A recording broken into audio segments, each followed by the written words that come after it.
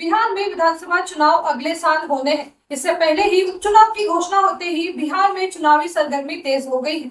4 सीटों पर उपचुनाव होंगे, जिनमें तरारी, रामगढ़, बेलागंज और इमामगंज सीट है। मुकाबला एनडीए और इंडिया गठबंधन के बीच माना जा रहा था, परंतु प्रशांत किशोर की एंट्री से मुकाबला काफी दिलचस्प हो गया है। लंबे समय तक पदयात्रा करने के बाद 2 अक्टूबर को पटना से प्रशांत किशोर ने अपनी पार्टी जनसुराज का औपचारिक ऐलान किया। तरारी विधानसभा से जनसुराज से पूर्व lieutenant colonel SK Singh, Belaganj से प्रोफेसर खिलाफत हुसैन और इमामगंज से डॉक्टर जितेंद्र पासवान को टिकट दिया। वहीं इमामगंज से एनडीए ने पूर्व मुख्यमंत्री जितेंद्र राम मांझी के बहू को उम्मीदवार बनाया है। उपचुनाव को लेकर आज देखिए हमारी बड़ी बहस बिहार उपचुनाव का सेमीफाइनल सत्यम राज मेहरा के साथ। बिहार विधानसभा चुनाव का सेमीफाइनल उपचुनाव 2024, कौन जीतेगा सेमीफाइनल और कौन खेलेगा फाइनल? क्या प्रशांत किशोर जाति की समीकरण को तोड़ पाएंगे या फिर प्रशांत किशोर खुद को साबित करने में होंगे नाकाम? देखिए सबसे बड़ी बहस हमारे साथ रविवार शाम 7 बजे SRN और जनता टाइम्स पर। नमस्कार, प्रणाम, मेरा नाम राज मेहरा और आप सभी का स्वागत है हमारे इस यूट्यूब चैनल पे। बिहार विधानसभा चुनाव 2025 में अब महज 1 साल का समय बचा हुआ है और उपचुनाव के तारीखों का ऐलान हो गया है। बिहार में 4 सीटों पर विधानसभा का उपचुनाव है और उसको लेकर के बिहार में गहमा गहमी तेज हो गई है। आज मैं जो चर्चा करने जा रहा हूं, आज हमारे साथ 4 गेस्ट मौजूद हैं। सबसे पहले मैं आपको उनसे परिचय करवा देता हूं। हमारा पहले जो गेस्ट है, लोक जनशक्ति पार्टी से अपनी बात रखने के लिए इमाम गजाली सर, भारतीय जनता पार्टी से अपनी बात रखने के लिए विपिन मंडल जी और जन सुराज पार्टी की तरफ से अपनी बात रखने के लिए श्वेता पांडे जी, और हमारे साथ एक युवा साथी भी मौजूद है जो पटना विश्वविद्यालय के छात्र संघ के अध्यक्ष रह चुके हैं, हमारे पिंटू कुमार जी। तो आप सभी का सबसे पहले बहुत बहुत स्वागत है सर। धन्यवाद सबको। सबसे पहला हमारा जो सवाल होगा श्वेता मैम आपसे होगा कि एक चुनावी रणनीतिकार जो प्रशांत किशोर एक लंबे समय तक चुनाव की स्ट्रेटेजी बनाते आए हैं, तो क्या वो खुद को बिहार जैसे ऐसे राज्य में जहाँ चुनाव बहुत ही मुश्किल से जीते जाते हैं, ऐसे बिहार में खुद को साबित कर पाएंगे? जी, जैसा कि आपने पहले ही आपके सवाल में ही आपका जवाब छुपा है। आपने कहा कि चुनावी रणनीतिकार, तो हाँ, वो रणनीतिकार थे और वही काम वो अभी भी कर रहे हैं। अंतर बस इतना है कि पहले वो अलग अलग पार्टियों के लिए ये काम कर रहे थे, अब हमारे लिए, बिहार की जनता के लिए कर रहे हैं। तो ऑब्वियसली वो अपने काम में माहिर है, इससे कोई भी इस बात को काट नहीं सकता है। तो बस वो अपना काम ही कर रहे हैं, बस काम करने का जगह बदल गया है। वो पार्टी के लिए कर रहे थे, अभी वो बिहार की जनता के लिए कर रहे हैं, तो बिल्कुल वो इसमें सफल होंगे। इमाम गजाली जी, आप बताइएगा, क्या प्रशांत किशोर जी अपने आप को बिहार में साबित कर पाएंगे, बिहार की जनता का दिल जीत पाएंगे? देखिए, मैं बता दूं आपको, प्रशांत किशोर जी, अभी मैडम ने सही कहा कि जो भी फिल्म का कोई डायरेक्टर होता है तो फिल्म बना सकता है, फिल्म में हीरो का रोल नहीं अदा कर सकते हैं। तो प्रशांत किशोर जी एक डायरेक्टर है, हर पार्टी को उन्होंने अपना योगदान दिया है। लेकिन अगर वो सब बात देख रहे हैं बिहार के लिए, तो उनकी गलतफहमी है तो बिहार की जनता को अपने पक्ष में कर पाएंगे। मैं देख रहा हूं बहुत दिनों से कि उनका एक ही टारगेट है, मुस्लिम समाज को लेके आना। लेकिन मुस्लिम समाज भी समझ रहे हैं कि हमको ठगने का काम किया जा रहा है।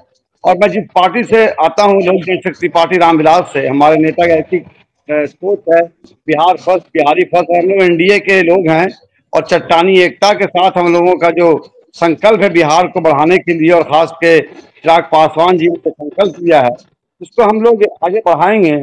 और हमारी पार्टी का एक ही नारा है, जात न पात करे सबकी बात, आपको पता है। और चिराग पासवान एक ब्रांड है बिहार के लिए। पिछली विधानसभा चुनाव जो आपने लड़ा था, वो अकेले लड़ा था। लोक जनशक्ति पार्टी ने तो पिछली विधानसभा चुनाव अकेले लड़ी थी।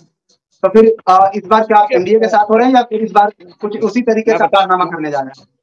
मैं बता दूं आपको, लोक जनशक्ति पार्टी रामविलास चुनाव अकेले लड़ा था, पूरे बिहार में हम लोग लड़े थे। लेकिन हम लोग जो लड़े थे तो बिहार की जनता ने 25 लाख लोग ने हम लोगों को प्यार दिया और दुलार दिया था।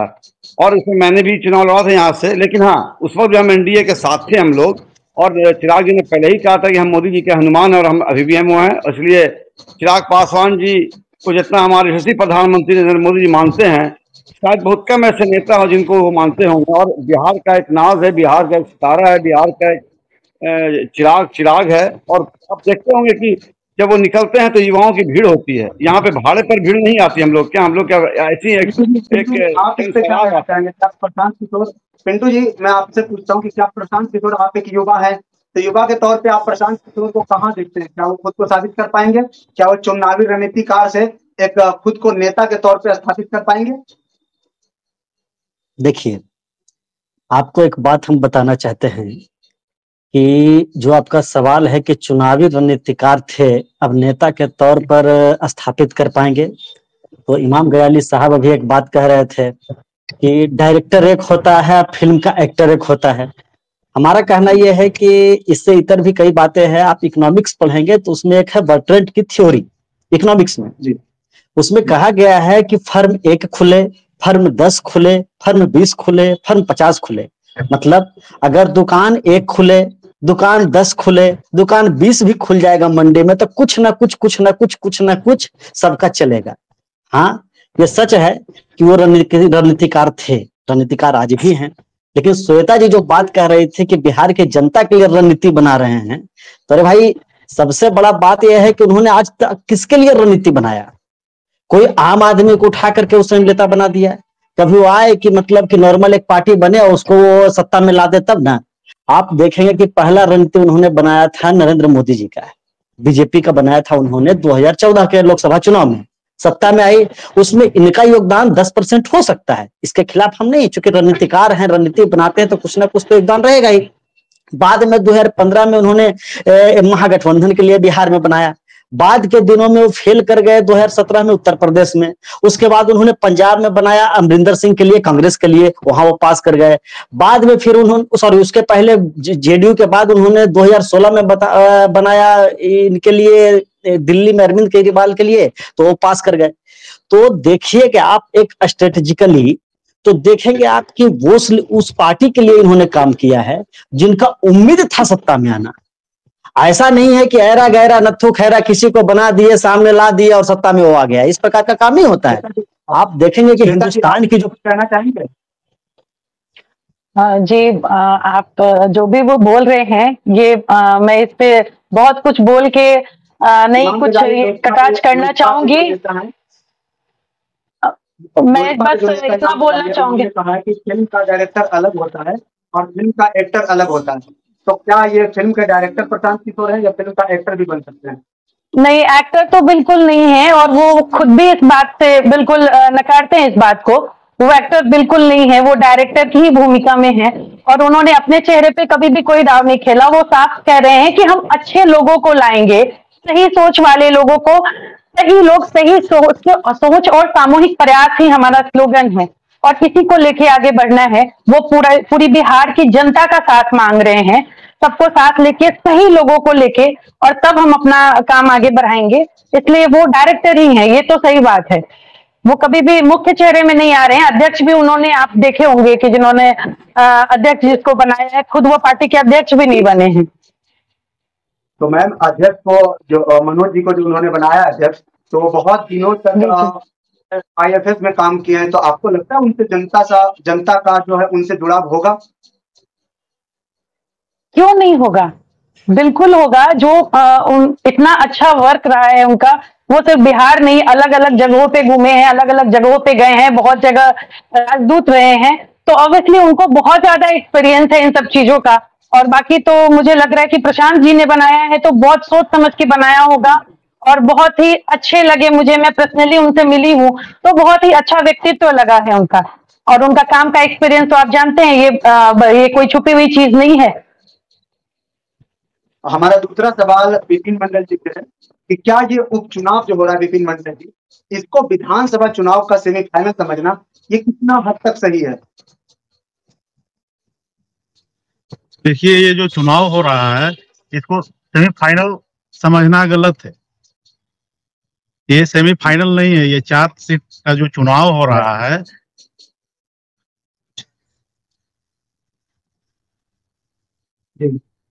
आपकी आवाज नहीं आ रही विपिन जी, आपकी हमारी आवाज आ रही है अब तक? इसको सेमीफाइनल नहीं माना जाए सत्यम बाबू।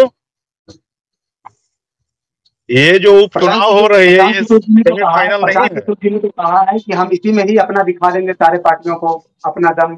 2025 तो अभी बहुत आगे की बात है। अभी तो सेमीफाइनल अभी 9 महीना है, अभी 2025 चुनाव आने में 9 महीना अभी बाकी है सत्यम जी। और भारतीय जनता पार्टी के लिए हमेशा कमर कसी रहती है। किसी भी समय चुनाव हो, वो उपचुनाव हो या मेन चुनाव हो, भारतीय जनता पार्टी हमेशा तैयार रहती है। वो सब दिन चुनाव सोच के चलती है। और दूसरी बात, तो पिछली जो चार विधानसभा सीट है जिसपे चुनाव होने हैं, मैं आपको बता देता हूं। उन 4 विधानसभा में तरारी, रामगढ़, बेलागंज और इमामगंज में, जिसपे बीजेपी का एक भी कैंडिडेट जीता हुआ नहीं था। जो तरारी है उससे भाकपा माले थे, रामगढ़ से आरजेडी थे, बेलागंज से भी आरजेडी और इमामगंज पर हम पार्टी के जीतन राम मांझी थे। तो इस बार चारों सीट पे एनडीए चुनाव जीतेगी। इसमें कहीं किंतु परंतु नहीं है। बिहार की जनता ने प्रधानमंत्री जी के नेतृत्व को और माननीय नीतीश जी के नेतृत्व को स्वीकार कर लिया है। और माननीय प्रधानमंत्री जी के नेतृत्व में बिहार का सबका विकास, सबका विश्वास के साथ काम कर रहे हैं। और सब लोगों का भरोसा है प्रधानमंत्री जी पर। और इस बार एनडीए जीतेगी चारों सीट। पिंटू जी, आप बताइए कि इन 4 विधानसभा जो उपचुनाव होने हैं, इनसे आप प्रशांत किशोर को कहां देखते हैं? देखिए, उपचुनाव जो होता है, कोई भी उपचुनाव हो तो वो सत्ता के विरुद्ध का चुनाव हो जाता है। इस बात को आप समझ लीजिए। आप देखिए कि 2009 में एक उपचुनाव हुआ था फतुहा का। नीतीश कुमार बड़े बहुमत से 2/3 से ज्यादा बहुमत से जीत गए थे 2010 का विधानसभा चुनाव। लेकिन 2009 में जो उपचुनाव हुआ था, ये जो सुशासन राज था उनका, 2009 के फतुहा का उपचुनाव भी वो हार गए थे। तो आप याद कीजिएगा तब। तो कभी भी जो ये जो चुनाव होता है, उपचुनाव, वो सत्ता के विरोध में जाता है। कहीं भी आप उत्तर प्रदेश ले लीजिए, कहीं भी आप ले लीजिएगा, तो ज्यादातर पर देखा जाता है कि सत्ता के विरोध में सीट चला जाता है। तो आप इसको सेमीफाइनल के तौर पर तो नहीं देखें। हाँ, ये सच है कि हो सकता है, क्योंकि 4 सीट है, 2 करोड़ रुपया खर्च कर दिया जाए जनसुराज की तरफ से 8 करोड़ रुपया, तो वोट भाग ठीक ठाक आ जाए, ये कोई बड़ा बात नहीं है।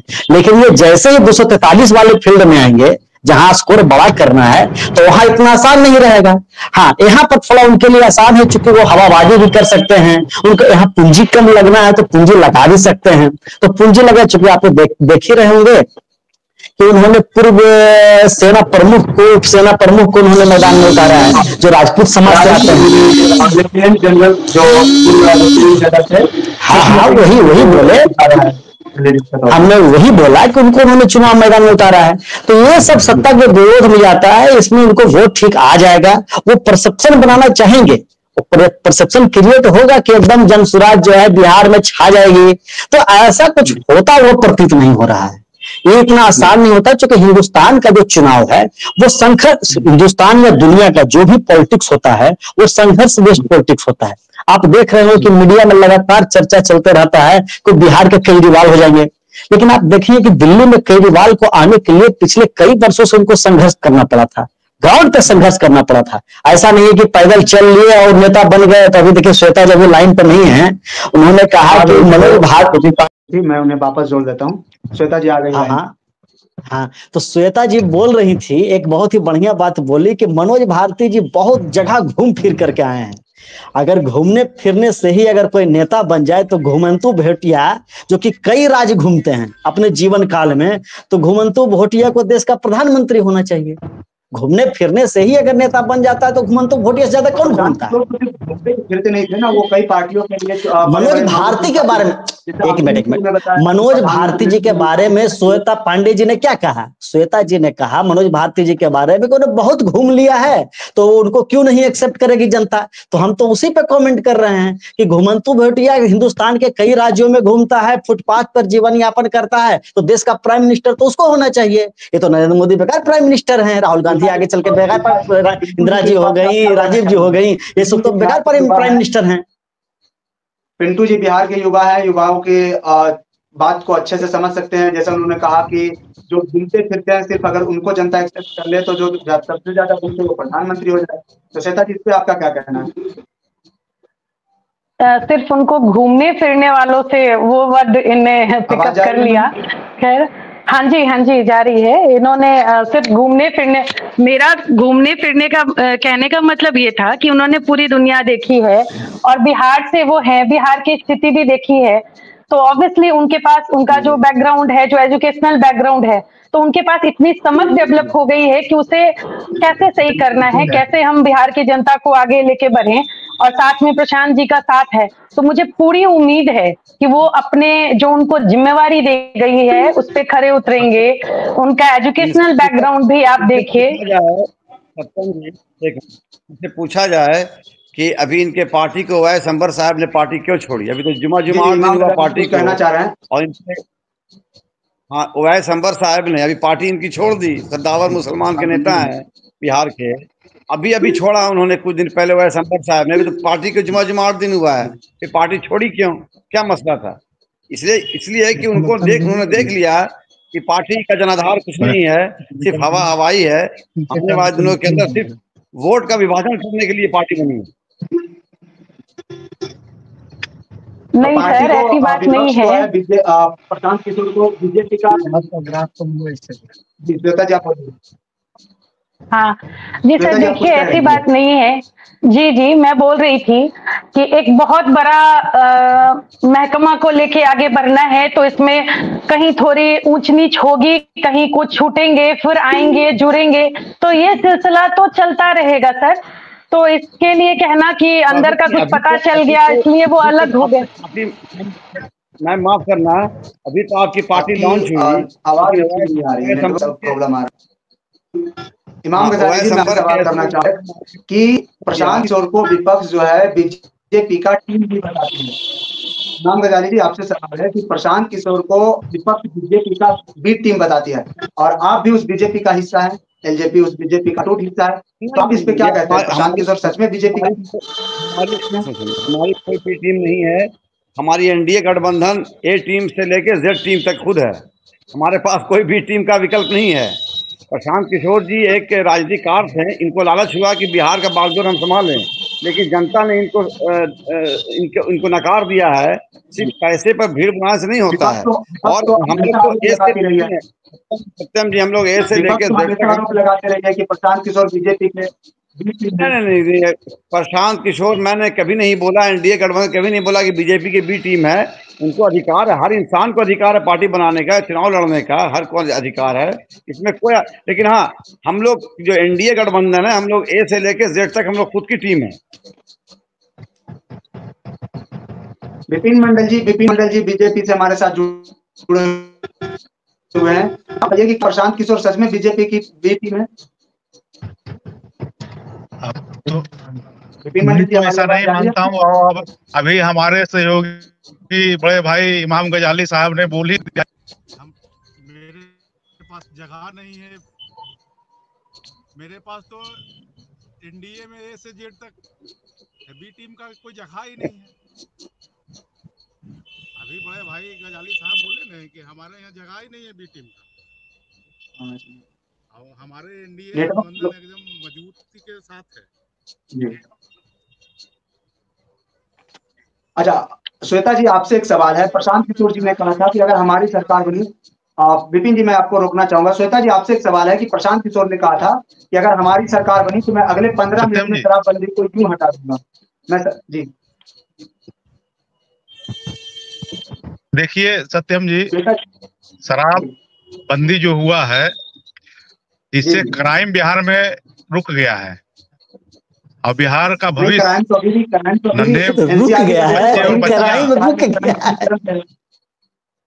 क्राइम तो अभी भी एनसीआरबी का डेटा बता रही है कि क्राइम भी अपने चरम पे बिहार में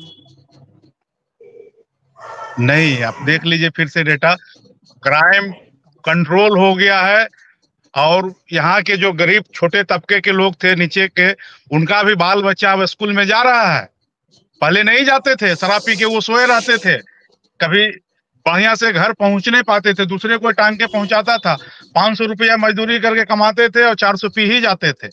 तो बाल बच्चा को क्या करते? तो शराबबंदी तो ये बेकार का चीज है। शराबबंदी नीतीश जी का और एनडीए का ये आपने क्राइम की बात की, तो मैं आपको बता देना चाहता हूं कि अभी जो एनसीआरबी का डेटा कहता है, जो अभी आंकड़े आ रहे हैं, आप प्रतिदिन पेपर उठा के देखिए, न्यूज पेपर उठा के देखिए, टीवी चैनल देखिए, हमेशा आपको दिखेगा कहीं ना कहीं मर्डर, कहीं चोरी की घटनाएं बढ़ती जा रही है, वो रुका नहीं है। अरे तो देखिए रे भैया, क्राइम रेट अरुणाचल देखिए, झारखंड देखिए, दिल्ली देखिए और बिहार का देखिए, सत्यम जी, दिल्ली देखिए, अरुणाचल प्रदेश देखिए, झारखंड देखिए, उससे बिहार नीचे है। क्या शराबबंदी को लेकर के आपकी बिहार पार्टी का नीचे क्या है विचार है? सत्यम जी। प्रशांत जी ने जो कहा कि 15 मिनट में मैं शराब चालू करवा दूंगा, हमारी सरकार बनी और हमारी बात मानी, तो आप लोग क्यों चालू करवाना चाहते हैं? इसके पीछे आपका क्या विचार है या क्या सोच है? चाहते हैं कि गरीब का बाल बच्चा नहीं पढ़े सर, ये चाहते हैं कि गरीब का बाल बच्चा नहीं जाए। बोलना चाहूंगी कि सर शराबबंदी है कहाँ? मुझे तो नहीं दिख रही बिहार में कि कहीं शराबबंदी है। तो माफ और जहाँ तक गरीबों शराबबंदी पूरी तरह से कामयाब है, और कामयाब के साथ साथ शराबबंदी और ये बहुत कामयाब। और काफी प्रशांत किशोर कह रहे हैं कि शराब की बिक्री होनी चाहिए बिहार में, तो बड़ा वेरी सेम। सर उनके कहने का मतलब शराब की बिक्री से नहीं है, उनके कहने का मतलब कि सरकारी ठेकों पे जो सरकार शराब बिक रही थी, एटलीस्ट सरकार ने कानून तो बना दिया शराबबंदी लेकर के, लेकिन क्या सच में सबको पता चलता है कि शराब मिल रहा है? होम डिलीवरी हो रही है शराब गले से पीछे जा रहे हैं, गले से बेचे जा रहे हैं। मेरे ख्याल से शुद्ध दूध मिलना मुश्किल होगा। आप दूध वाले को ढूंढने जाएंगे तो मुश्किल होगा, और शराब सप्लाई करने वाले बहुत जल्दी मिल जाते हैं। मैंने जो अपना एक्सपीरियंस देखा है, मैं बाजू बाजू देख रही हूँ, अभी भी सर 1 लाख से ज्यादा लोग शराबबंदी के कारण जेल में बंद हैं। तो वो जो जेल में बंद हैं वो वही गरीब लोग हैं जिनके बच्चे आप बोल रहे हैं कि स्कूल में जा रहे हैं और पढ़ रहे हैं। और सही आंकड़ा देखिए तो स्कूल में जो बच्चे जा रहे हैं वो खिचड़ी खाने तक ही सीमित है। जो शराब में जो ये पैसा बर्बाद हो रहा था गरीबों का, हमारे गरीब भाइयों का, आज वो पैसा बच रहा है उनके घर पे। आज बच्चे सॉरी सर, महिलाएं बिल्कुल खुश नहीं है। मैं एडवोकेट हूँ बाय प्रोफेशन। हमारे बिहार के सरकारी स्कूल से भी आईएएस बन रहे हैं और आईपीएस। मैम, आज हमारे मुख्यमंत्री को लोग दवा दे रहे हैं, हम सारी महिलाएं उनको उनके लिए नजरें बिछाए हैं कि मैं अब इस बार भी मुख्यमंत्री उनको ही बनाएंगे 25 में। सर एक बार जमीनी स्तर पे देखिए सर, महिलाएं बिल्कुल खुश नहीं है, महिलाएं कर्ज है। मैम सुनिए, मैं आपको शेखपुरा का दावत देता हूँ, आप आइए, आप गांव का भ्रमण कीजिए, आप देखिए मांझी समाज की औरतें इतनी खुश हैं। आप आइए देखिए आकर के, जो बेचारे मजदूर थे जो रोज कमा रहे थे, आज उनके यहाँ शराबबंदी खत्म हो गई। शराबबंदी की वजह से बच्चे स्कूल जा रहे हैं, पढ़ रहे हैं। मैं आपसे पूछता हूँ, आपको क्या लगता है, क्या शराबबंदी को खत्म करना इतना आसान है, या फिर शराबबंदी से बिहार को क्या फायदा हुआ है? आप बताइए पिंटू जी।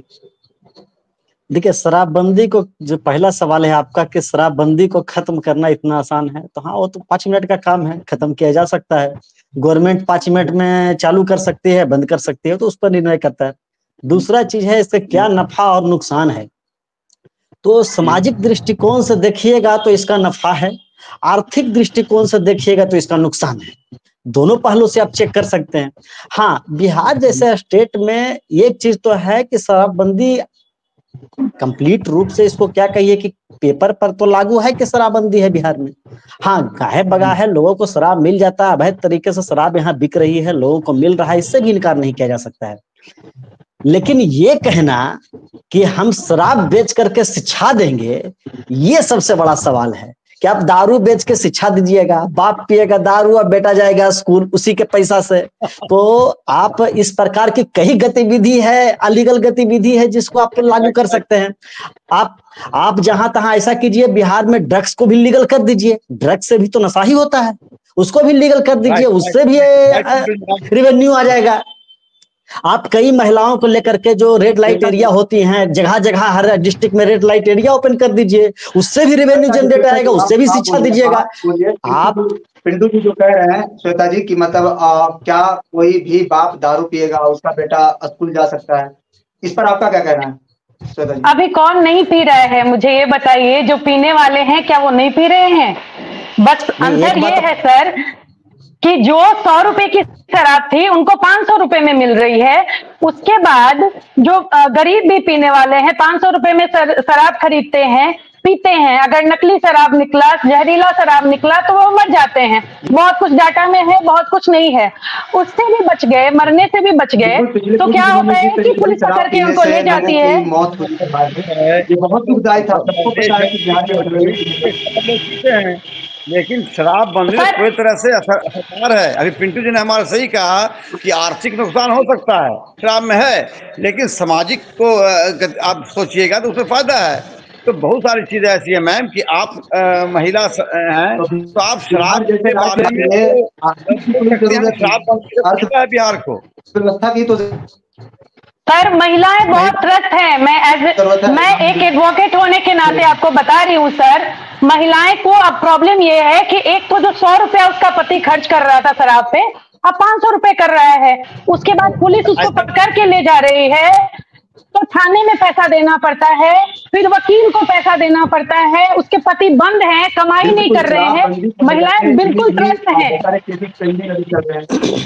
सरोज जी आपसे एक रिक्वेस्ट है। सरोज जी, आप इलीट क्लास की महिलाएं हैं, ये फैक्ट है। आप इलीट क्लास में आती हैं तो इलीट क्लास के हिसाब से आप बोल रही हैं, लेकिन आप जो गरीब क्लास की जो महिलाएं हैं उनका दुख दर्द समझते हुए बोलिए। आप लोग जो इलीट क्लास वाले लोग होते हैं ना, ये लोग फिर मैडम आप इलीट क्लास की महिला हैं, इलीट क्लास के लोग अपने हिसाब से बोलते हैं। अब गरीब गुरबा जो होता है अपने हिसाब से बोलता है। मैम आप झोपड़ी के अंदर आइए, महिलाओं को देखिए हम लोग मैडम आप झोपड़ी में आइए, मैं आपको दावत देता हूँ। वो ज्यादातर लोग जो जेल में हैं शराबबंदी को लेकर के, जिन पर शराबबंदी को लेकर के FIR हुई है, वो ज्यादातर लोग गरीब के ही लोग हैं। जी बिल्कुल, और उनकी पत्नी त्रस्त है, कमाने वाला घर में कोई नहीं है, वकील को पैसा भरना पड़ता है, डेट पे उनको जाना पड़ता है, तो बिल्कुल परेशान है महिलाएं सर। और जन स्वराज जो है वो शराब में सेम डे, अगर शराब पी के पकड़े जा रहे हैं तो सेम डे जाते हैं और वो छूट जाते हैं, वो जेल नहीं जाते हैं। वो देखने सरकार अच्छा जेल नहीं सर, जेल वो लोग जाते हैं जो, हाँ सर जेल वो लोग जाते हैं जो थाने में पैसा नहीं दे पाते हैं, उनके पास उतना पैसा नहीं होता है खुद को छुड़वाने के लिए। ट्रेजरी में जाता है पैसा मैम, वहाँ जमा होता है। आपको पता करना, आप आइए, मैं कह रहा हूँ आप झोपड़ी में आइए, झोपड़ी में आके देखिए। सर मैं बता रही हूँ, जन स्वराज के कार्यकर्ता या प्रणेता, सर जन स्वराज के कार्यकर्ता या नेता कभी एसी रूम में बैठ के काम नहीं करते। जन स्वराज के प्रणेता हो या नेता हो, वो सड़कों पे जाते हैं। यही तर्क सबसे गलत तर्क है कि वो एसी रूम में बैठ के काम नहीं करते हैं, जबकि आपके जो कह सकते हैं कि संचालक हैं जो प्रशांत जी, वो तो आज तक एसी रूम में ही बैठ करके काम किए थे।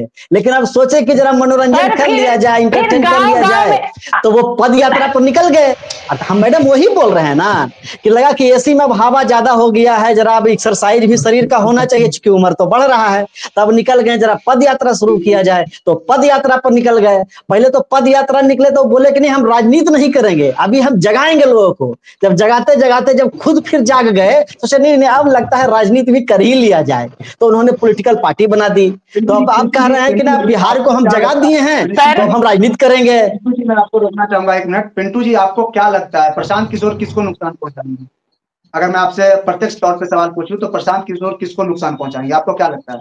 देखिए ये नफा और नुकसान का जो माजरा है, ये तो रिजल्ट आने के बाद, चुनाव परिणाम के बाद पता चलेगा कि कौन किसको नुकसान पहुंचाएगा। हमने शुरू में ही आपको बटरेंट की थ्योरी बता दिया था कि अगर 10 दुकान भी खुलेगा बिहार में, 10 दुकान भी मंडी में खुलेगा तो 10 दुकान चलेगा।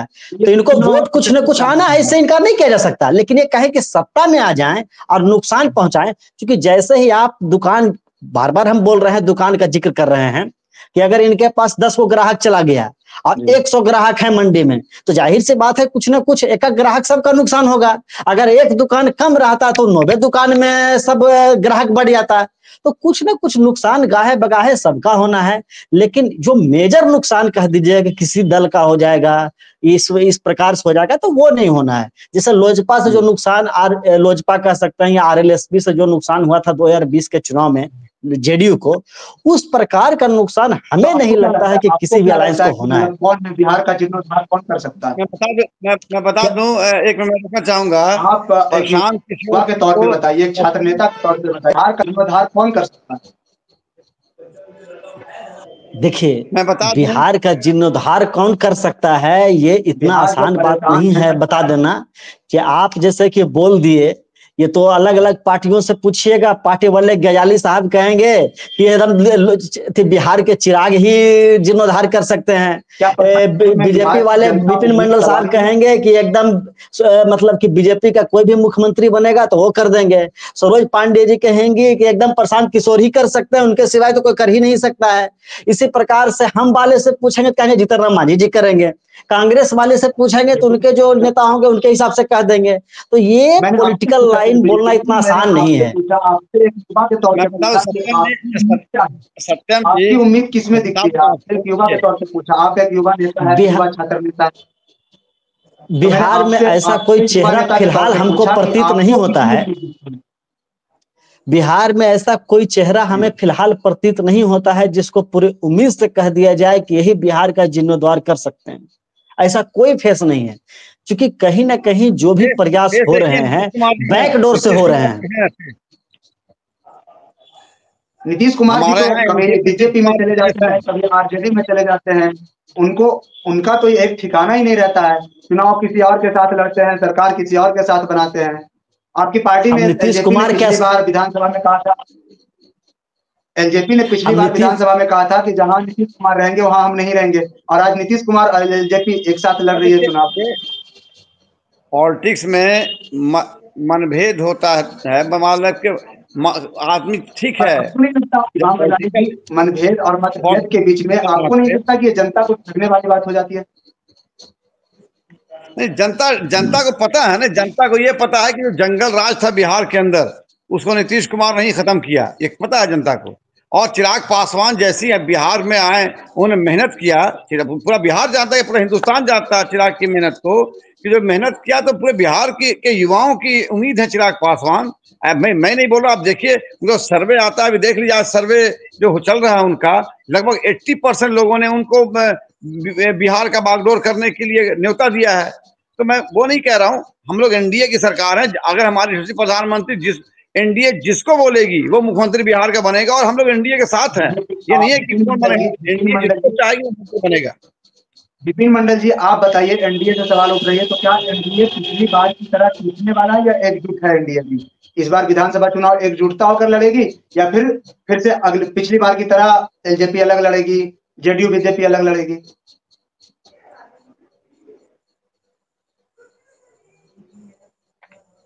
आवाज आपकी नहीं आ रही है विपिन मंडल जी। म्यूट है आपके तो। सत्यम जी, नहीं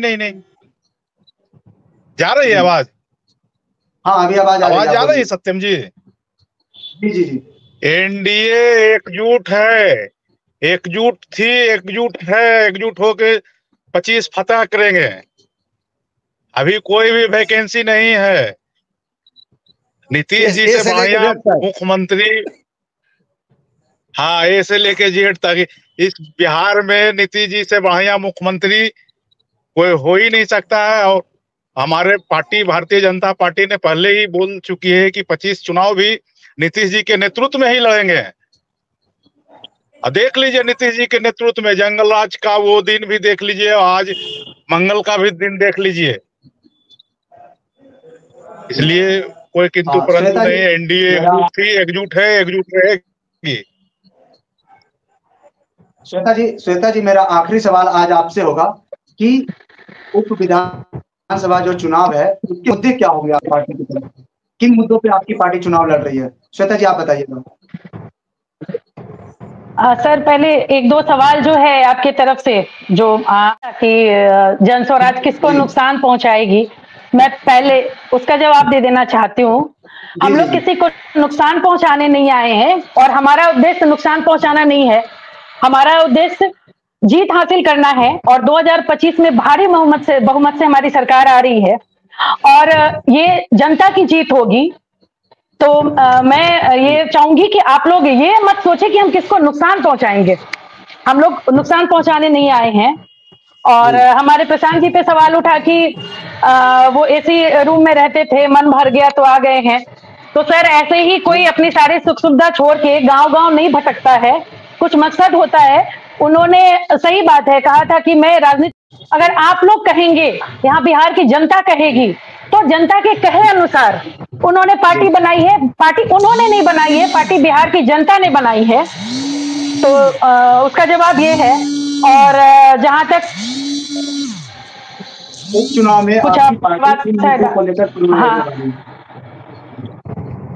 तो उपचुनाव में हमारा मुद्दा एक ही है। सबसे पहली जीत तो हम लोग ने हासिल कर ली है कि हमारे जो उम्मीदवार चयनित होके आए हैं, जो वहां के सब लोग जन स्वराज साथियों ने मिलके जिस उम्मीदवार का चयन किया है, तो वो आपको लग रहा होगा कि वहां जो और सारे उम्मीदवार हैं, तो सबसे पहली जीत करनाली विधानसभा से केसी सिंह को बनाया है उम्मीदवार, केसी सिंह को लेफ्टिनेंट जनरल। हाँ जी, वही मैं बोल रही हूँ कि पहली जीत तो हम लोग उम्मीदवार ही चुनने में हासिल कर ली है। पहली जीत उस उम्मीदवार की टक्कर का कोई भी उम्मीदवार नहीं है। कोई जातीय समीकरण, जैसा कि मेरे भाई ने कहा कि राजपूत जाति से है, बिल्कुल नहीं देखते सर। नहीं, कोई जातीय समीकरण, इंसान जो आर्मी में काम किया है, जो इंसान आर्मी में काम किया है, तो उसके देशभक्ति की भावना को भुनाने की कोशिश हो रही है।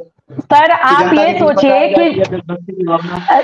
सोचिए कि 70 साल का एक आदमी जिसने अपना पूरा जीवन न्यौछावर कर दिया भारत की सेवा के लिए, इंडियन आर्मी में, बिहार से जिस चीज पता चल जाएगा कि कितने पानी में मौका मिलेगा।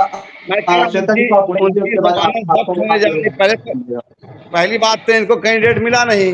जब कैंडिडेट नहीं मिला तो बहुत मुश्किल से बेचारे हमारे बुजुर्ग मिले, तो बुजुर्ग को लाया इन्होंने, और वो भी उनकी जमानत जब्त होने जा रही है। एनडीए की आंधी है, उस आंधी में कहां सर ही इज नॉट बेचारा, वो इंडियन आर्मी के ऐसे पोस्ट होल्डर हैं जो कि वहां पे बिहार से मात्र 2 ही आदमी पहुंच पाए हैं। उसके बाद भी उन्होंने उनको फिर जज के पोस्ट पे रखा। इंडियन आर्मी को हमारा सलाम है, ठीक है, आपने लाया उनको, लेकिन वो ज़ईफ है, लेकिन आपको बहुत मुश्किल से कैसे सर बेचारा मत बोलिए, कम से कम जो अपने सीने पे गोली खाने के लिए खड़ा रहता है उसको बेचारा मत कहिए सर। इंडियन आर्मी के जवान है वहाँ पे, उससे फायदा नहीं होने वाला है, इसलिए कि एनडीए की आंधी है। एनडीए की आंधी में आप नहीं कहीं रह पाइएगा। सर फायदा नुकसान तो पता चल जाएगा, बहुत देर की बात नहीं है, बस अगले महीने ही पता चल जाएगा, तो वो आप देख लीजिएगा। और एक जीत तो हम लोगों ने अच्छा उम्मीदवार लाके, कोई भी हमारे टक्कर का उम्मीदवार नहीं है सर वहां। आप वो समझ पा रहे होंगे, आपकी अंतरात्मा समझ पा रही होगी, भले ही आपकी मजबूरी है, आप इस प्लेटफॉर्म से बोल रही है, बोल नहीं सकते हैं। और हम लोग बहुत मजबूरी कुछ भी नहीं है मैम, मजबूरी कुछ भी नहीं है, बस ये है कि मैं ये बोल रहा हूँ आपको कि बहुत मुश्किल से मिले हैं आपको उम्मीदवार, और उस उम्मीदवार को मैं भी उनको बोलूंगा जमानत अपना बचा लें, एक बहुत बड़ी बात होगी। सर मैं बता रही हूँ आपको, जन स्वराज में लोग जुड़ने के लिए ना सर, जन स्वराज के लिए से जुड़ने के लिए लोग स्पेशली मुझे मैसेज करते हैं फेसबुक की, मुझे जोड़िए। ये मुश्किल से मिलने वाली बात नहीं है, सब लोग में ऐसा कौतूहल मचा हुआ है, परिवर्तन की ऐसी बयान बन चुकी है सर कि एनडीए हो, आरजेडी हो, सब उठ जाएंगे। अरे सुनिए ना, हमारी भी सुन लीजिए। नया नया जब दुकान खुलता है ना, आप कुछ कह रहे हैं पिंटू जी, जब नया पूरा के देख लीजिए कि आपको कार्यकर्ता नहीं मिल रहा जन स्वराज का। जन स्वराज का कार्यकर्ता आपने उसी को हमारा लिया है जो फूटा हुआ कारतूस है, सरोज जी जिसकी से कहीं कहना पे है, है। हालांकि टारगेट हम सीधा सरोज जी को ही केवल करें, ये गलत बात है। जरा पहले विपिन जी पे हम चले आते सर हैं। एक्सक्यूज मी सर, मेरा नाम श्वेता है। मैं सॉरी करेक्ट करना श्वेता चाहती हूँ। पांडे, ओके। श्वेता शंकर जी। जी, और जी। सबसे बड़ा बात यह है कि पहले आप पर बाद में आते हैं, पहले विपिन मंडल साहब पर चले आते हैं। उन्होंने कहा कि पहले जंगल राज था और उससे क्या हुआ, निजात दिला दिए नीतीश कुमार। ये अच्छी बात है, इससे हम इनकार नहीं करते हैं। पहले बंदूक से लूटा जाता था, अभी कलम चला करके लूटा जाता है। इस पर उनको क्या कहना रहेगा? अभी देख लीजिए कितना अफसर राज है, अफसरशाही है। एकदम कोई काम कराइए, बिना पैसा का काम नहीं हो सकता है। तो पहले बंदूक से लूटता था लोग, अभी कलम से लूटता है। कहाँ बदला है सिचुएशन? दूसरी चीज, श्वेता जी पर बात हम करते हैं कि श्वेता जी लगता है, चलिए ना पिंटू जी किस विभाग में काम है, चलिए अगर पैसा लेगा तो आप बोलिएगा। बड़ा बड़ा जेन्युइन काम हर आदमी का काम हो रहा है सर। ये जो सर्वे करवा रहे हैं ना, इस सर्वे में पैसा लिया जाता है। अभी जाके देखिए अंचल में कितना पैसा लगता है, 1 रुपया नहीं लगता है, जेन्युइन हो जाता है ऑनलाइन। क्या बात करते हैं सर क्या बात करते हैं? खतियान निकालने के लिए लोग 5-5 हजार रुपए दे रहे हैं खतियान निकालने के लिए। अंचल जाना नहीं पड़ता है। हो गया ना? ये जातीय आवासीय सर, जातीय आवासीय ओबीसी प्रमाण पत्र पर सब कुछ तय नहीं कर दीजिए। श्वेता जी, जो हमारा क्या ये सच नहीं है कि पहले बंदूक से लूटा जाता था, कलम से लूटा जाता है? सॉरी सर, आपका आवाज नहीं आ रही। ये सच नहीं है, बंदूक से तो लूटा ही जाता था, बंदूक के नोक पे। लेकिन अभी जो आप कर रहे हैं कलम से लूटा जा रहा है, ये सारा सारी गलत है। आपकी आवाज नहीं आ रही है सत्यम जी। कानून है, कानून जो है सर, या जो प्रशासन है वो हम लोग के सेवा के लिए ही है। पे चुनाव लड़ेगी सर, हमारा मुद्दा एक ही है, व्यवस्था परिवर्तन करना है, सुधार लानी है। जो भी व्यवस्था अभी बनी हुई है उसमें सुधार लानी है। हमारा एक ही मुद्दा है और सारे लोगों को साथ लेके, हमें बिहार की जनता का साथ लेके और पूरी व्यवस्था को परिवर्तित करना है। जी। तो आपको क्या लगता है कि 4 विधानसभा सीटों पे जो चुनाव है, तो उनमें अपनी पार्टी को आप कहां देखते हैं? मैं चारों पे जीत हासिल करूंगी और उसके बाद फिर आपके चैनल पे ही आके इस पर डिस्कस होगा। चारों सीट हम लोग जीत रहे हैं और भारी मतों से जीतेंगे, क्योंकि हमारा साथ बिहार की जनता ने दिया है। हमारा साथ बिहार की जनता ने दिया है और बिहार की जनता फिर जागरूक नहीं होगी। अब हम बोल रहे हैं विपिन जी, जैसा ये जन स्वराज की तरफ से कहा गया है कि ये चारों सीटों पे हासिल कर रहे हैं, आप इस पे क्या कहना चाहेंगे? मुंगेरी लाल का सपना देख रहे हैं सत्यम जी, कि चुनाव के बाद पता चल जाएगा इनको। गाड़ी चल रही है,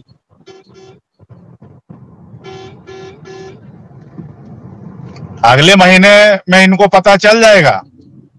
और मैडम को जरूर लाइएगा डिबेट में चुनाव के बाद।